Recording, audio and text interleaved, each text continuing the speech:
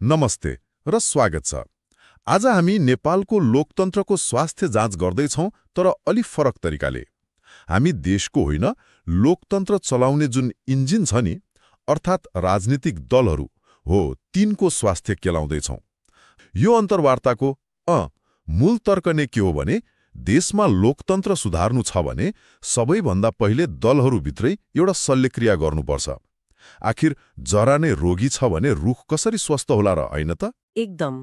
र यो कुरा महत्त्वपूर्ण किन छ भने हामी अक्सर लोकतन्त्रका बाहिरी लक्षणहरूको बारेमा गुनासो गर्छौं, जस्तै कमजोर सरकार, भ्रष्टाचार, अस्थिरता, यस्तै कुराहरू। तर आज हामी त्यो रोगको जडमा पुग्ने प्रयास गर्नेछौं, जुन दलहरूको आन्तरिक कार्यशैलीमा लुकेको छ। अन्तर्वार्तामा थापाले औल्याउनु भएका 3वटा मुख्य क्षेत्र छन्। दलहरूले चुनावी परिणामलाई कसरी लिन्छन्, उनीहरूभित्र आन्तरिक लोकतन्त्र कति छ, र सबैभन्दा महत्त्वपूर्ण, यो पुरै खेल चलाउने पैसा कहाँबाट आउँछ। यी 3 कुराले नै हाम्रो लोकतन्त्रको दिशा तय गरिरहेको छ। त्यसो भए यहीँबाट सुरु गरौँ न त, लोकतन्त्रको सबैभन्दा आधारभूत परीक्षाबाट। चुनाव हार्दा कुनै दलले सत्ता छोड्छ कि छोड्दैन? यो त लोकतन्त्रको पास फेल परीक्षा नै भयो नि, होइन र? यो परीक्षामा नेपाली कांग्रेस कहिले फेल भएको छैन। उहाँले यसलाई आफ्नो दलको लोकतान्त्रिक चरित्रको एउटा बलियो प्रमाणको रूपमा प्रस्तुत गर्नुभएको छ। 2वटा निकै शक्तिशाली उदाहरण पनि दिनुभएको छ। पहिलो, संविधान सभाको पहिलो चुनावको। त्यतिबेला गिरिजा प्रसाद कोइरालालाई पार्टीले चुनाव हार्दैछ भन्ने लगभग निश्चित थियो। सबै रिपोर्टरले त्यही भनिरहेका थिए। तर उहाँले चुनाव गराएरै छाड्नुभयो र परिणामलाई सहजै स्वीकारेर सत्ता हस्तान्तरण गर्नुभयो। एक मिनट है, यहाँ एउटा प्रश्न उठ्छ। केही आलोचकहरूले भन्छन् नि, यो लोकतन्त्रप्रतिको निष्ठाले भन्दा पनि हार्ने निश्चित भएपछिको बाध्यता थियो, अन्तर्राष्ट्रिय दबावको परिणाम थियो भनेर। के यो कोणबाट पनि अन्तर्वार्तामा के चर्चा भएको छ, कि यो केवल दलको आफ्नो भाष्य मात्र हो? यो महत्त्वपूर्ण प्रश्न हो। अन्तर्वार्तामा यो कोणबाट प्रत्यक्ष चर्चा त भएको छैन, तर थापाको तर्कको आशय के हो भने त्यति बेलाको राजनीतिक माहौलमा चुनाव नगराउने वा सारेर सत्ता लम्ब्याउने अनेक बहाना खोज्न सकिन्थ्यो। तर गिरिजाप्रसादले त्यो बाटो रोज्नु भएन। यसलाई उहाँ लोकतान्त्रिक संस्कारको निरन्तरता मान्नुहुन्छ। यही संस्कारको अर्को उदाहरण उहाँले 2074 सालको चुनावको दिनुभएको छ। एमाले र माओवादीको गठबन्धन बनेपछिको चुनाव, होइन त?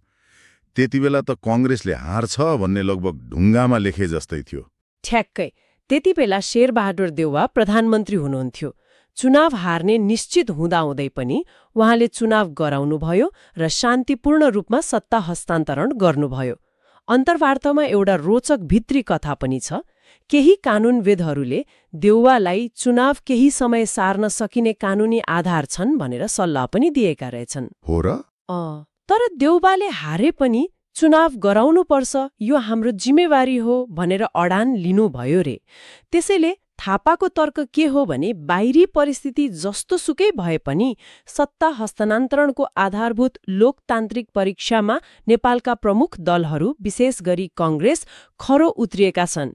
यो हाम्रो जस्तो भर्खरै लोकतन्त्र अभ्यास गरिरहेको देशका लागि सानो कुरा होइन। भनेपछि दलहरूले चुनाव हार्दा सत्ता छोड्ने परीक्षामा आफूलाई पास गराएका छन्। यो एउटा सकारात्मक पक्ष भयो। तर त्यो सत्तामा पुग्ने प्रक्रिया अर्थात् दलभित्रको यात्रा कतिको लोकतान्त्रिक छ त? के त्यहाँ पनि यस्तै स्वस्थ अभ्यास देखिन्छ?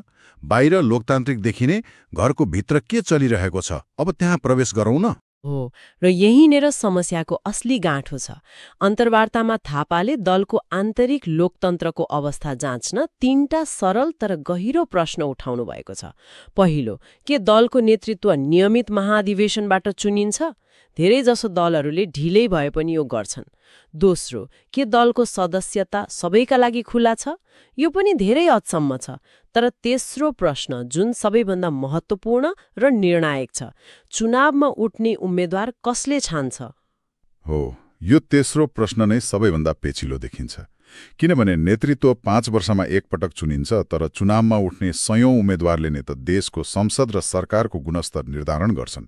यसमा हाम्रो अभ्यास कस्तो छ त? अभ्यास एकदमै केन्द्रीकृत र अलोकतान्त्रिक छ।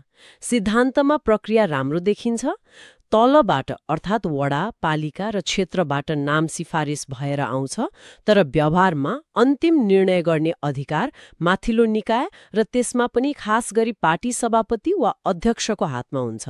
यसले एउटा यस्तो प्रणाली बनाएको छ जसलाई राजनीतिक शास्त्रमा पैट्रोनेज पॉलिटिक्स भनिन्छ। पेट्रोनेज पोलिटिक्स हो, संरक्षणवादको राजनीति। संरक्षणवाद अर्थात् नेताको संरक्षण बिना राजनीतिमा अघि बढ्न नसकिने अवस्था।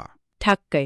जब कार्यकर्तालाई थाहा हुन्छ कि मेरो राजनीतिक भविष्यको साँचो जनताको भोटले होइन, माथिको नेताले दिने टिकटले निर्धारण गर्छ, तब उसको सम्पूर्ण ध्यान र ऊर्जा कसलाई खुसी पार्नमा केन्द्रित होला, जनतालाई कि नेतालाई? स्वाभाविक रूपमा नेतालाई। जनता त चुनावको बेला मात्र चाहिने भए। हो, यही यथार्थलाई बुझाउन थापाले अन्तर्वार्तामा सूर्यमुखी फूलको एउटा सुन्दर र शक्तिशाली बिम्ब प्रयोग गर्नुभएको छ।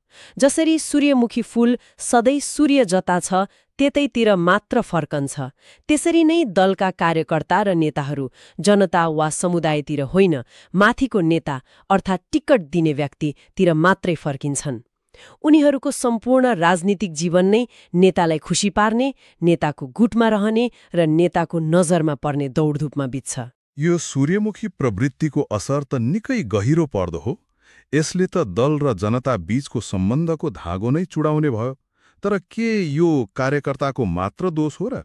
यदि प्रणालीले नै नेतालाई खुसी नपारी माथि जाने बाटो बन्द गरिदिएको छ भने एउटा महत्वाकांक्षी कार्यकर्तासँग अरू विकल्प नै के रह्यो र? यो त प्रणालीगत समस्या जस्तो देखियो। तपाईले ठिक ठाउँमा समात्नुभयो। यो व्यक्तिको होइन, प्रणालीको समस्या हो र यसका तीनवटा गम्भीर असरहरू छन्। पहिलो, योग्यता र क्षमताको अवमूल्यन हुन्छ। नेताले चुनाव जित्न सक्ने वा देशका लागि राम्रो काम गर्न सक्ने व्यक्ति भन्दा पनि आफ्नो गुटको आफ्नो एसम्यानलाई टिकट दिन्छ।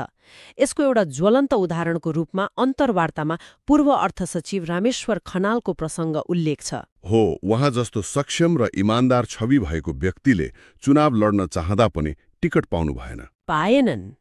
किनभने उनी कुनै नेताको गुटको हिस्सा थिएनन्, कुनै नेताको आफ्नो मान्छे बनेनन्, उनी आफ्नो योग्यताको आधारमा राजनीतिमा आउन खोजिरहेका थिए। तर हाम्रो प्रणालीले योग्यतालाई चिन्दैन, भक्तिलाई चिन्छ। यसरी रामेश्वर खनाल जस्ता व्यक्तिहरू प्रणालीबाट बाहिरिन्छन् र नेताको चाकडी गर्नेहरू भित्रिन्छन्। अर्थात् प्रणालीले नै योग्य व्यक्तिलाई पन्छाउने र आफ्नो मान्छेलाई च्याप्ने काम गरिरहेको छ। यसको दोस्रो असर के होला? दोस्रो असर यसरी छानिएर आएका प्रतिनिधिहरूको कार्यक्षमतामा देखिन्छ। उनीहरू जनताप्रति होइन, आफूलाई टिकट दिने नेताप्रति उत्तरदायी हुन्छन्। उनीहरूको काम संसदमा गएर राम्रो नीति बनाउने वा आफ्नो क्षेत्रको विकास गर्ने भन्दा पनि अर्को पटक टिकट कसरी सुनिश्चित गर्ने भन्नेमा केन्द्रित हुन्छ। यसले गर्दा हाम्रो संसद र सरकार दुवै कमजोर बन्छन्। हामी गुनासो गर्छौं नि सांसदले राम्रो काम गरेनन् भनेर, तर उनीहरू जुन प्रक्रियाबाट छानिएर आएका छन् त्यो प्रक्रियाले उनीहरूलाई जनताप्रति उत्तरदायी बन्न प्रेरितै गर्दैन। र तेस्रो असर गुटबन्दीमा पर्छ होला, होइन त? निश्चित रूपमा तेस्रो र सबैभन्दा खतरनाक असर नै यही हो। पार्टीभित्र गुटबन्दी स्थायी र संस्थागत हुन्छ। यो कुनै वैचारिक मतभेदको आधारमा बनेको गुट होइन, यो संरक्षणवादको लेनदेनमा आधारित गुट हो। नेतालाई आफ्नो शक्ति कायम राख्न गुट चाहिन्छ र कार्यकर्तालाई टिकट पाउन वा कुनै राजनीतिक नियुक्ति पाउन गुटको संरक्षण चाहिन्छ। यो एउटा दुष्चक्र हो जसले पार्टीलाई भित्रभित्रै खोक्रो बनाउँछ र लोकतन्त्रलाई कमजोर। यो पुरै संरक्षणवाद र गुटबन्दीको प्रणाली चलाउन त प्रशस्त इन्धन अर्थात् पैसा पनि चाहियो होला, जसले गर्दा नेताले आफ्ना कार्यकर्ता पाल्न सकोस्, चुनावमा खर्च गर्न सकोस्। यसले हामीलाई तेस्रो र सायद सबैभन्दा अध्यारो पाटोतिर लैजान्छ, दलहरूको आर्थिक जीवन। के त्यो पारदर्शी छ? अँध्यारो मात्र होइन, यो एकदमै जेलिएको समस्या हो। अन्तर्वार्ता अनुसार दलहरूको आर्थिक जीवन दुई किसिमको छ, दुईवटा समानान्तर अर्थतन्त्र जस्तै। एउटा जुन देखिन्छ, सदस्यता शुल्क, सांसदहरूले तिर्ने लेवी र केही चन्दाबाट आउने सानो रकम। यो वैधानिक खातामा जम्मा हुन्छ, यसको अडिट पनि हुन्छ, तर यो दल चलाउने कुल खर्चको सानो अंश मात्र हो। र अर्को जुन देखिँदैन? अर्को जुन देखिँदैन तर जसले वास्तवमा राजनीतिलाई चलाइरहेको छ, त्यो हो नेताहरूले व्यक्तिगत रूपमा व्यवसायी, ठेकेदार र विभिन्न स्वार्थ समूहहरूबाट अपारदर्शी रूपमा उठाउने ठूलो धनराशि। यो पैसा पार्टीको खातामा आउँदैन, यो सिधै नेताको नियन्त्रणमा रहन्छ। भनेपछि अघिको हाम्रो सूर्यमुखीको बिम्बमा फर्कने हो भने यही अपारदर्शी पैसा नै त्यो सूर्य हो जसको ताप र प्रकाशले राजनीति चलिरहेको छ। एकदम सही विश्लेषण। यही अपारदर्शी पैसाले गुटबन्दी र संरक्षणवादको राजनीतिलाई टिकाइराखेको छ। नेताले यही पैसा खर्च गरेर चुनावमा आफ्ना मान्छेलाई जिताउँछ र भोलि जब ओ वा उसको पार्टी सरकारमा पुग्छ तब उसले तिनै पैसा दिने व्यवसायीहरूको पक्षमा नीतिगत निर्णय गरिदिन्छ। यसले भ्रष्टाचारको एउटा संस्थागत दुष्चक्र नै निर्माण गरेको छ। हामी सोच्छौं नि, सरकारले किन फलानो व्यवसायीलाई फाइदा पुग्ने गरी यो निर्णय गर्यो वा किन यो ठेक्का उसैले पायो भनेर। त्यसको जरा खोल्दै गयो भने त्यो यही अपारदर्शी लेनदेनमा पुग्छ। यो त डरलाग्दो चक्र रहेछ। यसले त राजनीतिलाई केही सीमित व्यापारी र नेताहरूको बन्धक बनाउने भयो। यो चक्र तोड्ने कुनै उपायबारे अन्तर्वार्तामा केही चर्चा भएको छ र एउटा निकै ठोस र साहसिक उपायबारे छलफल भएको छ। State funding. स्टेट फन्डिङ अर्थात् राज्यले नै दलहरूलाई पैसा दिने। राज्यले दलहरूलाई पैसा दिने, यो सुन्दा त अचम्म लाग्छ। हाम्रो करको पैसा दलहरूलाई बाँड्ने कुरा हो यो? हो, सुन्दा त्यस्तै लाग्न सक्छ, तर यसको पछाडिको तर्क गहिरो छ। अन्तर्वार्तामा प्रस्तावित मोडल के हो भने देशको कुल बजेटको एउटा सानो अंश, जस्तै 0.1%, 0.1% राजनीतिक दलहरूका लागि छुट्याउने र त्यो पैसा दलहरूले चुनावमा पाएको लोकप्रिय भोटको आधारमा समानुपातिक रूपमा बाँड्ने। यसले साना ठूला सबै दलले आफ्नो शक्तिको आधारमा आर्थिक स्रोत पाउँछन्। तर यसमा के कडा शर्तहरू पनि हुनुपर्छ होला नि? न त यो खानु पल्केकालाई डामेर खाने भने जस्तो मात्रै हुन्छ। अवश्य। सबैभन्दा ठूलो शर्त नै पारदर्शिता हो। राज्यबाट पैसा लिएपछि दलहरूले निजी क्षेत्रबाट 1 रुपियाँ पनि चन्दा लिन नपाउने कडा नियम बनाउनुपर्छ र उनीहरूको सम्पूर्ण आय र व्यय पूर्ण रूपमा पारदर्शी हुनुपर्छ। प्रत्येक खर्चको हिसाब किताब राख्नुपर्छ र त्यसलाई सार्वजनिक गर्नुपर्छ। महालेखा परीक्षकको कार्यालय जस्तो संवैधानिक निकायले त्यसको नियमित र कडा अडिट गर्ने अनि नागरिक समाजले समेत हेर्न पाउने, मतलब सिभिक अडिटको प्रावधान राख्नुपर्छ। तर एउटा स्वाभाविक र जायज प्रश्न उठ्छ। पहिले नै भ्रष्टाचार गरेर देशलाई चुसिसकेका नेता र दलहरूलाई फेरि किन हाम्रो करको पैसा दिने भन्ने आवाज आउँदैन र? जनताले यो कुरा कसरी स्वीकार गर्लान्? यो सबैभन्दा महत्त्वपूर्ण र जायज प्रश्न हो। तर यसको जवाफमा अन्तर्वार्तामा दिएको तर्क के हो भने हामीले लागत लाभ विश्लेषण गर्नुपर्छ। अहिलेको अपारदर्शी प्रणालीले निम्त्याएको नीतिगत भ्रष्टाचार, कुशासन र राज्यको स्रोतको दुरुपयोगको लागत कति छ त्यो त अर्बौं खर्बौंमा छ। यदि बजेटको सानो अंश, मानिलिउँ 2-4 अर्ब रुपैयाँ दिएर राजनीतिलाई पारदर्शी बनाउन सकिन्छ भने, नेताहरूलाई व्यवसायको चङ्गुलबाट मुक्त गर्न सकिन्छ, नीति निर्माण प्रक्रियालाई स्वच्छ बनाउन सकिन्छ भने त्यो नै देशको लागि धेरै सस्तो र फाइदाजनक बाटो हो। अहिले हामीले अदृश्य रूपमा तिरिरहेको मूल्यभन्दा यो देखिने मूल्य धेरै कम हुन्छ। यो स्टेट फन्डिङको अवधारणा अन्य देशमा कतिको सफल छ कि यो केवल सैद्धान्तिक कुरा मात्र हो? यो विश्वका धेरै परिपक्व लोकतन्त्रहरूमा अभ्यासमा छ। जस्तै जर्मनी वा नर्डिक देशहरूमा यो सफल मानिन्छ। तर त्यहाँ यो सफल हुनुको कारण दलहरूभित्रको कडा आर्थिक अनुशासन र बलियो नियामक निकायहरू हुन्।